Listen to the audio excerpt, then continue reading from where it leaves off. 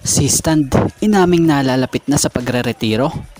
And Gio Halalon ngayong wala na sa Magnolia, aminadong naninibago dahil sa laki ng nakaatang na role niya sa Northport na new team niyang ito.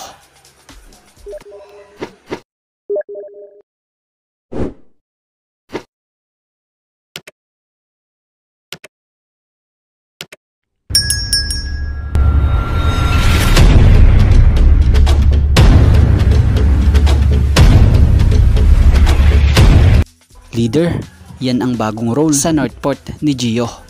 Batay sa ilang naging experience rito, ayon sa ilang pahayag niya, para sa kanya, ready siya i-lead ang batang team na ito. Since day 1 niya sa Northport, nakikita niya na bata ang kasama niya rito. Parang naninibago raw siya. Pero nakita niya nga na kailangan niyang mag-lead dito sa team na to. Aminado si Gio Halalon na nung nasa Magnolia siya, iba yung role niya dito. Pero dito sa Northport, pagiging leader yung kanyang gagawin rito. At ito, ang pinakamatindi, sobrang excited na nga raw ito. Asahan na mas matindi at umaatikabong Gio Halalon ang makikita natin dito sa Northport.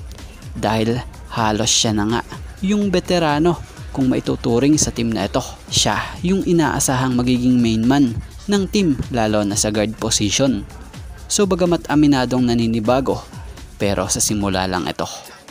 At speaking of naninibago, malipat tayo sa kabilang team na Terra Firma Jeep. Para nga sa bago at star big man na nakuha nila mula sa big trade ng Ginebra Terra Firma. May usap-usapan ngang pag-amin ni si Stand na malapit na siyang magretiro. Dahil ayon sa isang naging pahayag ni si Stand, credit po, I don't want to overstep. I'm at the end of my career a little bit. I'm getting old already. They are great basketball players and I kind of start differing a little bit to them and see where they can bring us. So yan. At about naman dito sa experience niya sa bagong niyang team na naranasan niya sa ilang beses pa nga lang pong pag-iensayo nila, bumilib nga siya unang-una dito sa guard ng Jeep na si Wami Chongson. At sa tingin niya nga raw yung laro ng Terra Firma ay very fast paced obviously.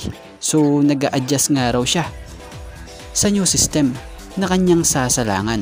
Pero sa tingin niya rin, it's good fit and itatry niya nga yung best niya para magawa niyang makatulong gamit ang sistema ng team.